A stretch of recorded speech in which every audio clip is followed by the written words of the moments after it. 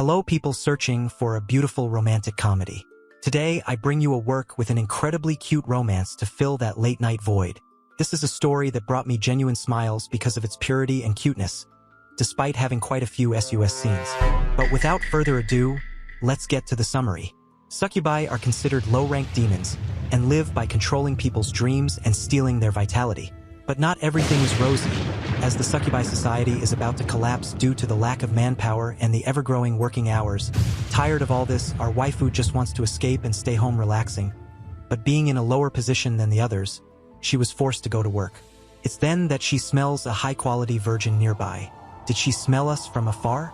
Locating her victim, she sneaks into the room through the window, while wondering why on earth she has to do this. But, already on top of her victim, she introduces herself as Succubus Lily and asks for his vitality. In exchange, she will show him whatever he desires in his dreams, whether it's a maid, an older sister, or even tentacles. Wait, hold up.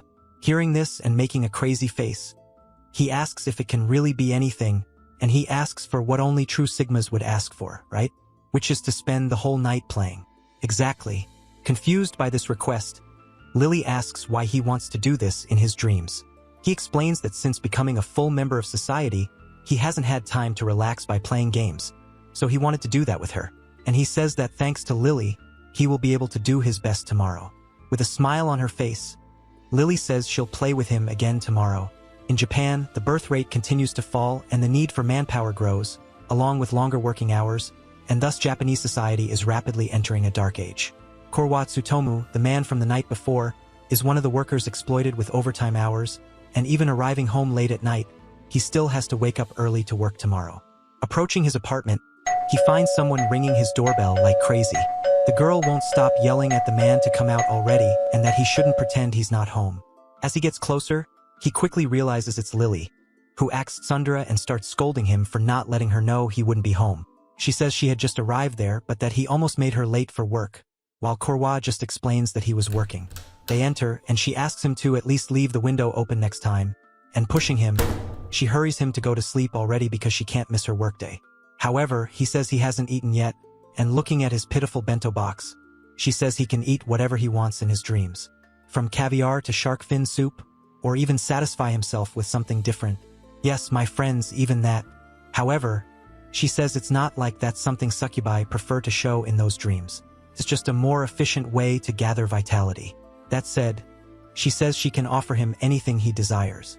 After swallowing hard, he asks for what he wants. And what's better than asking for a homemade meal? After serving the table, she asks why he requested that, to which he replies that homemade food is a luxury for him, as everything he's been eating lately tastes the same. It's been a long time since he's had such a delicious meal. Hearing all this, she tells him to eat everything and not waste a single bite. Days later, there she is, bored in front of a big screen, complaining about having to work even on Sundays. But knowing that complaining is pointless, she pulls herself together because she can't show that miserable face to Korwa. Thinking he was working, she decides to enter through the window and wait inside to surprise him. However, he was actually sleeping and that startled her. Pretending to be calm, she asks what happened to the workday, but he says he took a day off for the first time in a long while. He slept all afternoon and didn't even realize it was already night, having nothing to do. Knowing this, Lily immediately warns him that if he stays shut in like that, he will only wilt his vitality. Here's a tip for you guys. Let's touch the grass at least once a day. Noticing that he seems to not understand, she says that his vitality is the source of his existence, and if he doesn't restore it, he will die. And that would be a problem for her, so she advises him to go somewhere on his next day off. Hearing this, Korwa simply says that his days off are irregular, so it's not possible to schedule something like that. And in this way, Lily then says he should go somewhere in his dreams. If he wishes, she can take him anywhere in the world or even to the moon. And noticing it can be anywhere, what's better than an amusement park? Again confused by the request, she asks why an amusement park, but he wasn't even listening. He then apologizes and says he chose to come here because he always came with his family, and back then, every day was rewarding. Moreover, this isn't a place for a single man to go, so he thanks her for going on this date with him. Realizing it was a date only now, she feels completely awkward. The next day, she goes again to his house, stretches, and starts looking for him, but can't find him anywhere. Even with the lights on, She couldn't find him in any corner of the house. Suddenly he appears and pops a surprise cone, which catches her off guard, and congratulates her for another hard day of work. She didn't quite understand, so he apologized, but said it's strange that he doesn't do anything but always lets her ensure those dreams. So he thought he could grant a wish of hers today. Therefore, whatever he can do, she can ask for anything. Hearing all this, she says she was just doing work, but he tells her not to hold back and to ask for whatever she wants, and after that, she asks. She wants him to hold her hand, and he asks if it would really be okay to just do that, but she insists. Then, asking him to hurry up and acting difficult, he agrees to fulfill that wish. And slowly, he was going to take her hand while she squirmed in embarrassment. It's then shown that she was dreaming, and it seems something more happened in the dream, but it wasn't revealed. But the alarm soon goes off, and she wakes up startled because she overslept. After that, she rushes out hoping to get back before Korwa returns from work. Sneaking in through the window, Lily realizes he was saying something, and fearing it was to someone else, she just waits until she sees he was talking to himself, and then appears behind him. He gets startled and asks when she got there, but she just says she has to work. That's why she's here. But while wagging her tail, she realizes she worried for nothing. Still, she warns him that talking to oneself can be a problem, and he hadn't even realized he was doing it. She soon alerts him that not being aware of that is even more dangerous. If done at work, people will start to think he's strange, and if he's feeling down, it will cause problems for her too, so he should talk to someone. He says it would be great if he could, but he has no friends, and he can't be the one to break the ice, so talking to his colleagues isn't a good idea. After hearing this, she says he should talk to someone in his dreams. I don't know about you all, but reading this hurt me. Anyway, she says that in his dream, anyone will listen to what he has to say. He could wish for a woman he gets along with, and he shouldn't restrict himself to just humans. I think she's interested, and asking if it can really be anyone. He then makes his wish and asks for a cute kitten. She asks why a cat, and he says that instead of feeling comfortable talking to people, he doesn't mind being ignored to a certain extent. Plus, he would like to have a cat, but he would feel bad leaving it alone while he works. And then he starts talking to the cat while Lily just observes and begins to feel jealous. So she confiscates the cat for stealing her place. Days later, Korwa was working from home because he needed to finish the layout of a presentation. Wanting to work quickly, Lily approached the notebook and told him to hurry up. In response, he asked her to wait just a little longer because he was almost done. But she already thought he was watching something strange, but then realized it was work. Getting even closer to him, she says she's also swamped with work and already close enough to pounce on him. She realizes this is her chance to start clinging to him. However, my friends, upon smelling his hair, she quickly pulls away because it smelled too bad. He then explains that he's been very busy lately, so he usually doesn't shower and sleeps like that. And thus, he finishes his work, and Lily tells him to go take a good shower because it will help reduce his stress and make it easier for him to work if he's more relaxed. Korwa agrees and was about to go, however, Lily warns that he could then take a shower in his dreams. Whether in a sauna or a big enough bathtub to swim, he can take any type of bath he wants. Hearing he could have any kind of bath, he chooses that hot cauldron bath, which I have no idea how it works but made him relax a lot. Lily asks why he chose such a bath, and he says he saw it on TV some time ago and wanted to try at least once.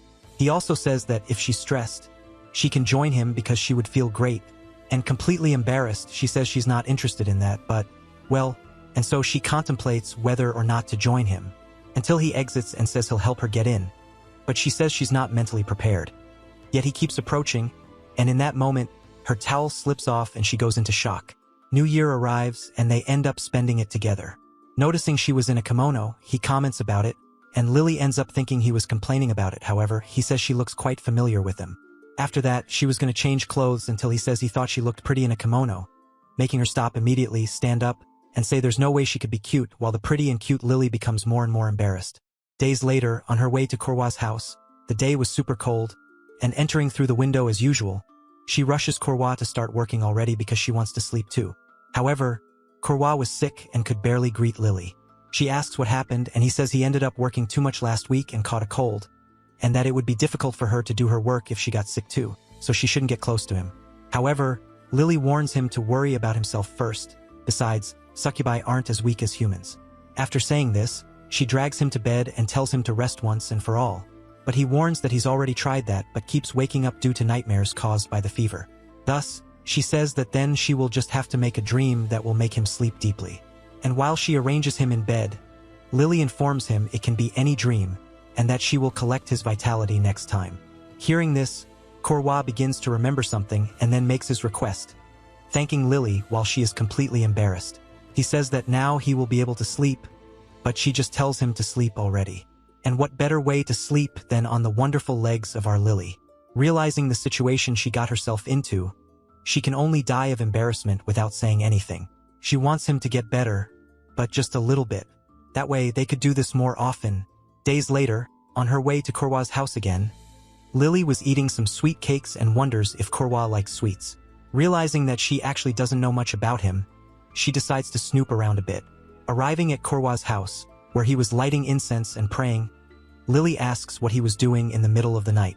Turning to her, he explains that today is his father's birthday, so he decided to burn some incense. Knowing this, Lily apologizes for her lack of attention and asks what kind of father he was in life. Korwa says that he did everything for the family. Perhaps that's why his health kept getting worse, and he ended up passing away when Korwa was just a student. He believes his father must still be worried about them, but hopes that seeing him working hard will ease his worries a little. And Lily could only listen to all of this while remaining silent. Noticing that he might have talked too much, Korwa apologizes, but Lily was already on her way out. She informs him that she has some personal matters to resolve, so she's leaving now. Moreover, he has work tomorrow, so she tells him to go to sleep soon. Watching her leave, he accepts her advice and decides to go to sleep. Waking up in another place, he hears someone calling his name who shouldn't be there. His father was in front of him, warning him that he would catch a cold sleeping there. Korwa is startled but quickly realizes it's a dream. He then remembers Lily, who said she had to take care of some personal matters, and understands what she did. So he decides to just enjoy this time with his father, whom he thought he could never talk to like this again. Korwa says he has been working hard, and his father is happy to hear that. However, he must not overdo it. Hearing this, Korwa agrees, thanks his father for the advice, and also Lily, who was at his window at that very moment. Days later, while out with his friend and manager, Lily is teased because the manager comments that she has been working late and asks if she's having an amazing date or something like that. Embarrassed, Lily says it's nothing like that and also asks about her life. After thinking for a bit, she says she has a problem because her large and beautiful pair of breasts is growing again, and that it might be due to her frequent naps.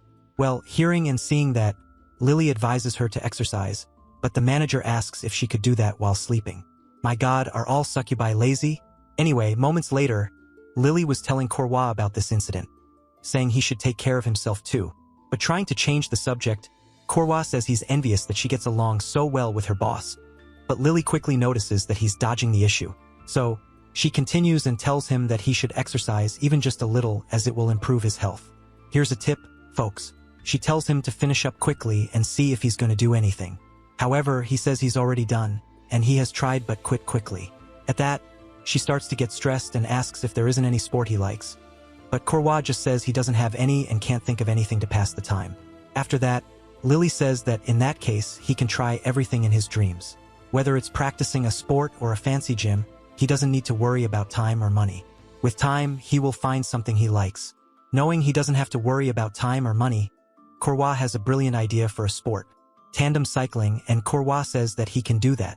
But, on the back of the bike, Lily asks why he chose that sport and that her butt is hurting. He thinks he would give up if he were alone, but if someone is helping him from behind, well, if someone is helping, he thinks he can manage. Listening to this, Lily asks if that someone exists, but Korwa says he will look for that. So, Lily takes the opportunity to say that if that's the case, she will do it with him. However, he ended up breaking and made too much noise, so he didn't hear that last part. Arriving home tired from work another day, Korwa just wanted to lie down and sleep. As he lay down, he noticed that she was strangely warm. Due to his fatigue, his vision was even blurry, so he hadn't noticed the girl beside him in bed. But then he realizes and sits up startled. She is Lily's manager, and she apologizes for taking his bed. Noticing she has horns and an unusual appearance, he quickly realizes she is a succubus. After that, she introduces herself as Lily's manager and thanks him for taking care of Lily all this time. She says she wanted to talk to him because Lily has been strangely cheerful lately. Because of this, she wants to show him the dream she desires as a gift, no matter what it is. However, he mentions that it's Lily who does that, and she should have arrived by now. Then, she starts coming on to him, saying that he must have one thing or another that he has difficulty asking Lily for, like adult things. This way, he remembers something and asks if she could let Lily rest a bit since she has been working a lot lately. The manager is confused and soon realizes that Lily is outside but doesn't back down, asking him if he is sure. He says yes because he would like her to relax every once in a while. After this, she steps back and realizes that she has been worrying for nothing, revealing that she intended to drain him completely if he turned out to be someone suspicious. Clearly, she is talking about draining his fridge, right? Now she feels relieved and says she will take responsibility for Lily's rest. And besides that, instead of resting, she believes Lily has already received something better. She then leaves the apartment, but before departing completely, she says she will see them later, Lily and him. And right by the window, extremely camouflaged, was Lily, completely embarrassed. I don't know about you, but I am Lily forever. A few days later, even with heavy rain, Lily went to work. She was upset because she had bought new clothes and wanted to wear them. However, with this rain, it wasn't possible. As she arrived at home, she entered as usual, turned on the lights, and upon doing so, she was startled by the mess in the place. She immediately thought someone had broken in, maybe a thief? Suddenly she hears a noise and thinks it must be the supposed thief. However, it was just Korwa, who greets her as always while she is utterly confused. His casual demeanor while a supposed thief invaded her house causes her to yell at him, telling him to call the police. But it wasn't a break-in, and there was no thief. It was just him looking for some documents, and he hadn't had time to clean up. After learning this, Lily tries to pretend she wasn't worried but warns him that even though he lives alone, he needs to tidy up his room. Because what if someone wants to live there with him? I don't know who could want that, right, Lily? Well, Korwa agrees with her but doesn't believe there is anyone who would want to live with a nobody like him. His self-esteem doesn't help, and so Lily and he start to clean the room, while she argues with him, saying that fewer births mean fewer humans, which would cause problems for succubi. But even hearing this, he can't do anything because the most important thing, a partner, he doesn't have. After hearing this, Lily says that in that case, he can find someone in his dreams. There he can live with any partner he wants. However, it would be more practical for him to start with something more familiar. Like who, Lily? Like you? Open your eyes, Korwa, or I'll steal her. Anyway, realizing he could call any partner, he again flees to the cat from before, saying that the difficulty of starting to live with a woman is high, so he thought about living with and getting used to this cat. But seeing that, Lily realizes she has a real enemy. That's when, suddenly, she hears something, and when she realizes, it's the cat speaking. It introduces itself as an evil spirit living in dreams. Lily is startled and asks if Korwa can't hear that cat talking, but he says he can't. The cat says it will take on the role of mediator between the two of them and will make him give her a hug from behind. Just imagining that makes her completely blush. However, she asks for the details of the plan. The plan is very simple. The cat will sit in her lap while staring at her. After a while, Lily will say that the cat wants to eat, and when Korwa tries, the cat won't move, and thus he will be forced to try from behind. And so they begin the operation. However, I don't know about you, but the cat is clearly not just staring but also caressing quite a bit. They then follow the plan, and she informs him that the cat is hungry. She says that since he wants to experience living with someone, he should hurry to get something soon. When he gets it, she warns him that the cat is lazy, so he should be fed from behind. After so many instructions, he asks if she understands what cats say, and she replies that she does. This way, he says he is going, and then gets close enough, and Lily, who is prepared for this, finds herself completely lost. The cat says now is not the time to be shy, and she then opens her eyes, only to be startled again because he was even closer. Unable to bear this pressure any longer, she gives up, unable to endure the shyness. On the following day, Korwa suddenly receives a call from his family. They mention that their neighbor got married last month and wanted to know if he had already found a partner. In response to his family's pressure, he simply says that he is focused on work and has a lot of tasks piled up. They say they understand and that nowadays not everything is about having a family. However, Korwa says he's fine. To wrap up, he mentions he'll visit them soon, and before hanging up, they ask him not to overdo it, as it's enough for them if he's well. Right behind him, Lily is trying to overhear the call that seems so serious, and as he notices her, Korwa almost drops his phone, while she only says that she's there to do her job and that he should already be used to it. However, Lily can't help but think she heard a woman's voice on the phone, so she says he should avoid getting too absorbed in a call as being so attracted to a woman could make his work difficult. But Korwa explains that it was just his mother, with whom he hasn't spoken in a while. Relieved, Lily says it must be true, because, after all, there aren't many women who would be interested in him. That hurt our boy a bit, yet he now understands why his mom was so worried about him finding a partner. As she climbs onto his bed, Lily asks if he plans to start a family anytime soon or something like that, to which he replies, yes, someday. The problem is he has never even been on a date with anyone. Upon hearing this, Lily immediately says he could practice in his dreams then. Korwa then asks how he could do that without a partner, but Lily calls him dense and says he just has to imagine having dinner in a restaurant with a night view or driving to see the sunset, and since he has no choice, she'll be his partner.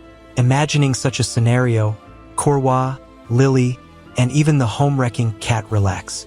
Completely relaxed, though a bit confused, Lily asks why he chose the same room they're already in, to which Korwa responds that he gets nervous in unfamiliar places. So he thought this room would be a good place to relax and talk. Lily agrees but points out a problem.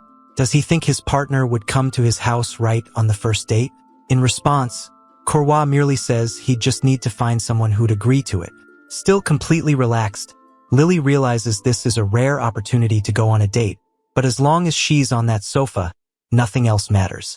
Until she realizes this is wrong, as it's her only chance to have a romantic date with Korwa. Rising quickly, Lily says no woman would like that and that they need to practice somewhere else now. But it's too late, as Korwa has already fallen asleep. Observing him, she notices he has large dark circles under his eyes. He was clearly very tired, so tired that he fell asleep within a dream. And as she covers him, she asks him not to worry her so much, because if Korwa doesn't take care of his body, it will all be in vain. However, he hadn't truly fallen asleep, as he thanks Lily for caring about him. Now, only a deeply embarrassed Lily remains, asking him why he didn't respond earlier if he was already awake. On another day, Lily's manager stretches, finally done with her work, until she spots a familiar man. She quickly goes to greet him, but when he turns to her, the manager immediately notices his large dark circles, and Korwa says it's because work has been hectic lately. Concerned, the manager then takes something from her, large pair of melons, and says he should try it. And what could that be? Simply succubus milk, which definitely didn't come from a cow. She explains that this milk is of high quality and will satisfy his hunger and thirst for a day. However, he says he can't accept something so valuable, but she says caring for the health of her regular clients is part of their job too. She then asks if he'd perhaps like a succubus scent that would make him sleep quickly, but Korwa says he has no trouble sleeping. Taking only the succubus milk, Korwa says goodbye and asks the manager to tell Lily he says hello. Reflecting on the labor shortage in the city as she walks, she thinks that seeing Korwa in this condition is concerning, but soon forgets it and wonders if she shouldn't switch her lotion. Suddenly, she sees a boy who appears to be about to do something improper. She could just ignore him, but something bad might happen. After following him for a while, she soon notices that he was secretly going to buy certain things. She then grabs the succubus scent and waits for the right moment. The boy quickly enters the place and goes straight to the machine. He needs to be quick or his family will notice he's gone. And just as he has his goal in hand, he begins to smell something and feels his eyes grow sleepy. Suddenly, the manager appears behind the boy and says he should grow up a bit before pursuing such things. The boy is startled and starts lying, saying he didn't know what place that was. But without wasting time, she then asks what he's hiding behind his back and starts approaching him, teasing him to tell the truth. Whether it was all a dream or not, the boy wakes up somewhere else, wondering why he's in a playground when he was going to buy a magazine. In the end, he brushes it off as a mere dream until the same girl appears again and says he shouldn't be out alone at this hour of the night, so she asks to walk him home. Glancing at her pair of melons, once again, the boy runs off, extremely embarrassed. Now I ask you all, what happened here? Was it all just a dream? I leave that question for you to ponder. Having finished her work and at her limit, the manager was on her way out until she encountered Lily, who was heading to Korwa's house at that exact moment, and she conveys Korwa's greeting, leaving Lily a bit confused. Meanwhile, on his way home, a new figure was observing Korwa. She was a friend of Lily's and wanted to see if he was truly worthy of her feelings. After walking a bit more, Korwa checks the time and realizes it's quite late until he steps on something. It was a wallet and it was full of money. The succubus girl was responsible for this test.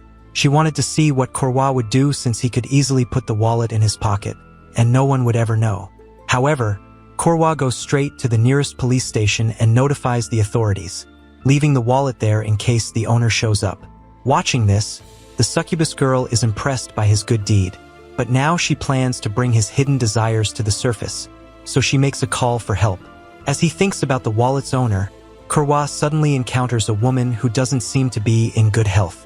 She says she suddenly felt dizzy and can no longer walk, and upon hearing this, Korwa asks if she'd like him to call a taxi, but she refuses, saying she lives nearby.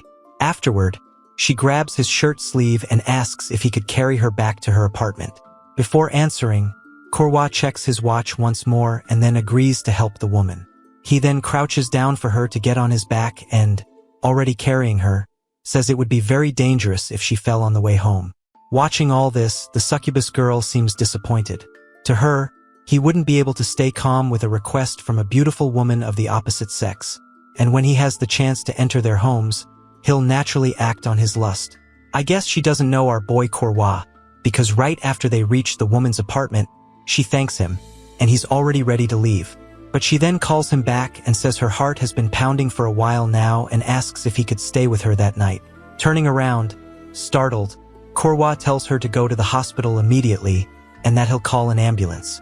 Realizing the trouble this could cause, she quickly retracts her statement, saying it was just her imagination, but Korwa still insists on calling the ambulance.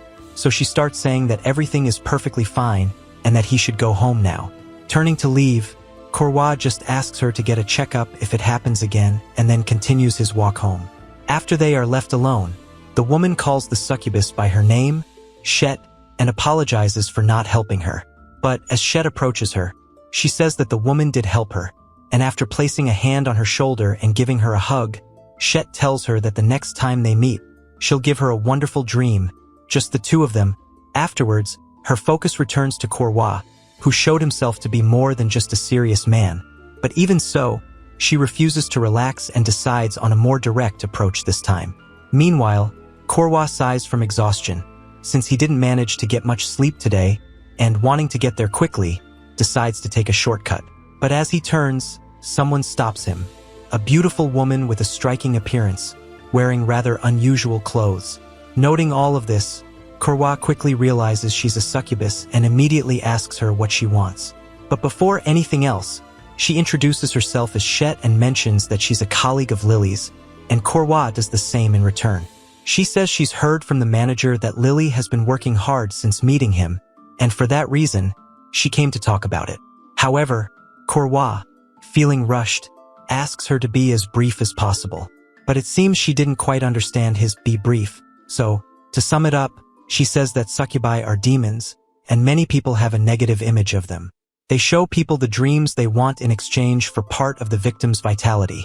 However, many see them merely as tools, and in the current state of society, they can't even be picky. So, she asks if Korwa is using succubi for his own desires, but Korwa, overtaken by drowsiness and utterly exhausted, barely even understands the question.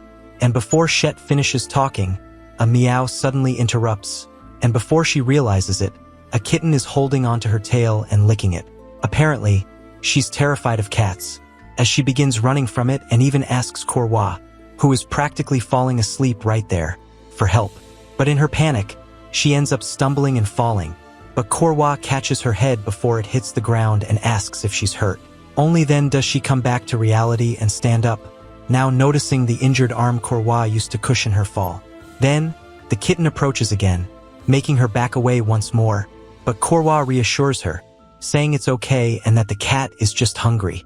It's then that he remembers something and, taking succubus milk from his bag, she asks if he's sure about giving something so valuable to a stray cat. But he says yes, because when someone is in need, it doesn't matter if they're human or animal. Shet, hearing this, asks what if it's a succubus. But for this question, Korwa replies that he'd have even more reason to help, as he owes Lily. And if the succubus society needs cooperation, he'd be happy to assist. Now Shet understands. Her judgment was wrong all along, and she feels ashamed for doubting Lily. She then apologizes, saying she had a bad impression of him but now hopes he'll take good care of Lily, as she trusts him with her. And back in Korwa's room, waiting for him, Lily sneezes, sensing that someone's talking about her. After catching the last train of the night and finally arriving in his neighborhood, Korwa can only sigh from exhaustion.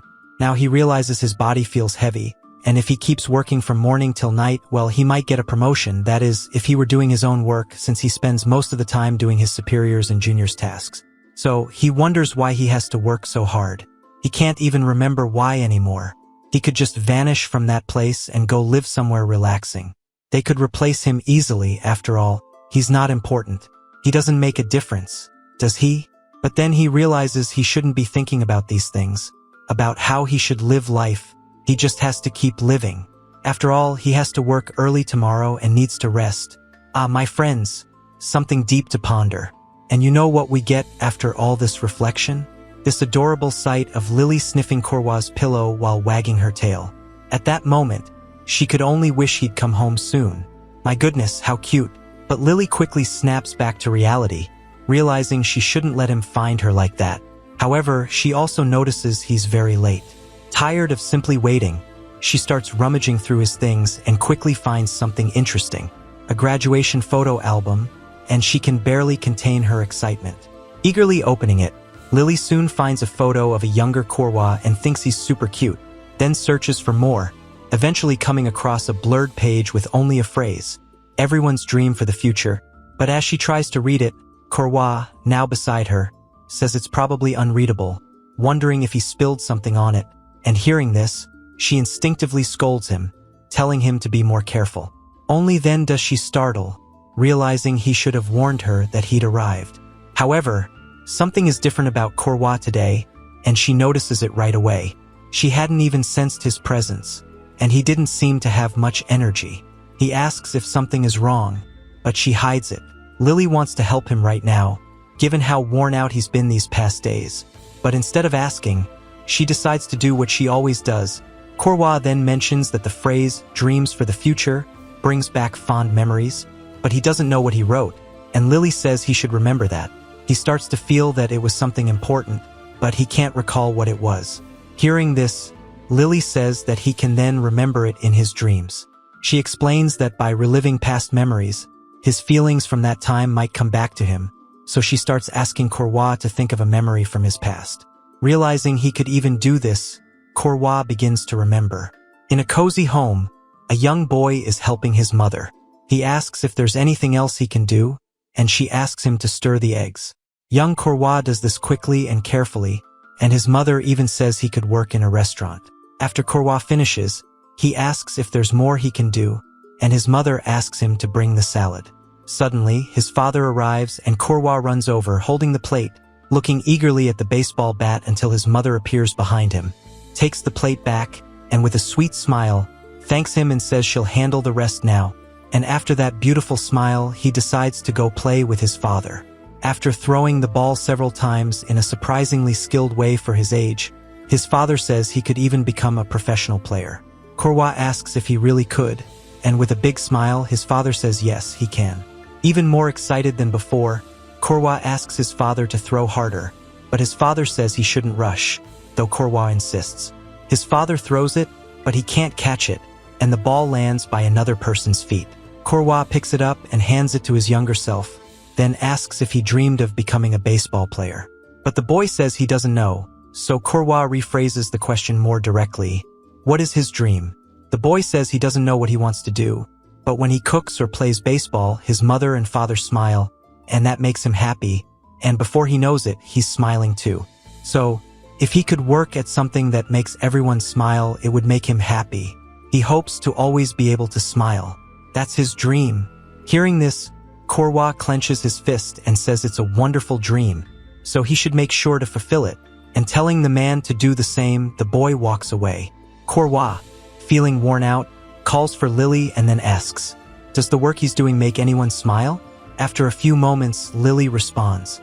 She says that's a pointless question, that it doesn't matter what the job is, as long as he has someone to make smile, and that regardless of the job, he shouldn't think if he's doing something better or worse than others. That he probably makes someone smile. Probably not. She's certain that person exists. However, he's been very busy lately, and it's hard for her to watch him wear himself out like this. Even if he forgets things sometimes, he's always moving forward, and in her opinion, he hasn't done anything wrong. Therefore, no matter when, he needs to smile. Otherwise, no one around him will smile. After hearing all this, he agrees, as he can't let that boy feel ashamed of him. Turning around, Korwa thanks Lily once again, as thanks to her, he managed to remember his dream. Days later, the three succubi were resting in front of a beautiful screen displaying the arrival of Christmas, and Maha, the manager, says that she wished she could give a gift to a nice guy. Lily asks if she has anyone like that, but she says no, so she says she wishes she did. Then, she asks the same question to Shet, who responds saying she plans to give a gift to all the girls who are always helping her. But the manager quickly turns her attention back to Lily and asks what she plans to give Korwa. Extremely embarrassed, she says maybe nothing, since he's just her work partner. And quickly getting up, Lily says that Christmas is the busiest time of their work, so she doesn't have time for that, mentioning she has work to do and leaves. But the manager and Shet know very well that this eagerness to work is only to visit one house, and they are loving all her excitement. But would it be okay if things continued this way? The manager has a plan and makes arrangements with Shet. On her way to Korwa's house, Lily gives us this beautiful view and confesses that she does want to give Korwa something. Give it to me too, Lily, I say, a gift. But even though she wants to give him a present, she wonders what he would like to receive. Maybe something to keep close would be good, but he doesn't seem like the materialistic type. Anyway, first she needs to know his plans for the day, so she plans to ask casually, and entering through the window, she arrives saying that it seems like the year is almost over, but upon seeing Korwa on the laptop, she quickly forgets what she was going to say and starts yelling, asking if he was working from home again, telling him to rest or his vitality will decrease. However, he says it wasn't extra work, but rather an economic proposal he was working on. Lily doesn't believe it at first, but Korwa soon shows the books he's been studying. He says he wants to think more about his future, expand his perspective while gaining experience in other things. This is something he's been avoiding all year, and it's not something that would just happen suddenly. But to make people smile and make his future self smile, he's thinking of taking a step towards his dream. Seeing his big smile, Lily smiles too. For now, she says she won't say anything, but asks if he's been resting properly. He says yes, and that he might finish before the year ends if he keeps this pace. So he'll be working on Christmas. However, knowing that Lily worries about him, Korwa says he's almost done, but she obviously says that she's not worried. But now Lily realizes that he looks much better and doesn't seem to be forcing himself. Passing her hand over his bed, she notices that his suit is thrown there, and as she picks it up, something falls from it. A lottery ticket. She asks what it is, and he says his boss gave it to him, and it seems that the first prize is 300 million yen. Seizing the opportunity, Lily asks what he would do if he won. He says he has no idea and mentions that he hasn't won, so it's hard to think about. Hearing this, Lily says that in that case, he can win it in his dreams. If he had 300 million yen in front of him, the things he wants could just flow to him like a waterfall. Hearing all this, Korwa tries Lily's idea, and there, on his desk, is the 300 million yen. Lily, just having all that in front of her, feels strange, while Korwa is on the laptop. He says that when their environment changed, he came up with a lot of ideas, but Lily calls him to see it now, and he says he's writing down what he thought before he forgets. However, she quickly warns him that it will all disappear afterward, so he should look at the money. While Lily thought of many things to do with that money, Korwa had no idea what to do. She tells him that he doesn't need to hold back and that he just can't think of anything because he's always had everything he wanted in his dreams and she's been helping him a lot, so probably that feeling is enough for him. Christmas then arrives, a night when people around the world celebrate and show their love for each other. But there are also those who don't expect it to pass in such a way. For a succubus, this is the busiest time of the year. And Lily, who hadn't even started yet, was already complaining because she wouldn't be able to visit so many places in one night. She had even prepared a gift for Korwa, but it looks like she won't be able to deliver it. And just when she was about to give up, the manager appears behind him, hugging him and asking to share her work with her. Lily is startled, but the manager just says that she was thinking they could share her work. Lily asks if she's not busy, but she says she slept through most of December because of the cold, so she hasn't met her quota yet and needs more work now. Lily then takes the opportunity and agrees to share it with her. But not only she shows up, Shet also appears, wanting to help with Lily's work. She says she wants to be at the top this month, but with only women's vitality, it won't be enough, so she's here. And so they take all of Lily's work for the night, and before they leave, the manager tells her she needs to dress properly on Christmas. The manager Maha and Shet, for her sake, for no one but her, they are doing this. Before, she only thought of herself because she never had days off or someone to praise her efforts, but she had no choice because she was born a succubus. They show pleasurable dreams to people and receive their vitality in exchange. And that's it. It's a succubus's job. It's her job, and she told herself it was fine. She pretended not to notice that deep down in the darkness of her heart, there was something she truly wanted. But every time she watched him smile, she remembered what she wanted. And now, waiting in front of the subway station, Lily is in casual clothes and has been waiting there for a while. She even brought the gift, but wonders if the outfit looks good. Yes, Lily, you look perfectly cute as always. The last train arrives, and now she waits even more anxiously, but various people pass by and still no Korwa. She wonders what happened, if maybe he got off before his stop. Maybe he even fainted from exhaustion after so much work? She wonders, until she notices someone who looks like him and calls the man, but it wasn't Korwa. The man's girlfriend asks if she knows him, but he says no, and that maybe she's been dumped by her boyfriend or something like that. Hearing this bothers her, and she starts to get angry, and even though she tells herself that he's just a colleague, she doesn't know how to feel about him. Suddenly, someone calls her, but when she turns around, it's just the person responsible for locking the station, and he came to inform her that they needed to lock the gates. Now, she wonders what the hell she was doing. Everyone is busy, and she's there, alone. And because of the cold, she even sneezes. At that moment, she feels like an idiot. She feels like she got excited for nothing and even prepared a gift. And as if that wasn't enough, while she was getting more depressed, she slips and falls face first in the snow. But she gets up and is already preparing to go back to work instead of feeling this way. However, Korwa appears right behind her with an umbrella. At that moment, she realizes her true feelings. Even closing herself off, she was able to get to know him and began to want to work for someone's sake. For the sake of that smile, she received so many feelings, and that's why she wants to repay them. And almost crying at the sight of him, he asks if she's okay, but she says it's nothing and asks what he's doing there. Korwa then says that he left earlier and went to visit some stores but ended up missing the last train. And since he thought she would want it, he bought a big box full of things for them to eat together. And since it was getting colder, he invites her to go home. But before that, she gives him her gift and asks him to open it right there. Realizing what it is, Korwa says that he's always wanted a scarf like that and thanks her for the gift. As they walk home, he comments that her clothes are really stylish. Before, Korwa always lived the same routine. He would wake up the same way, go to work in the same manner, finish his work in the same way, and return home as always. He didn't question his feelings, and before he knew it, he had forgotten about their existence. Again and again, he simply lived the same day over and over, until a light appeared.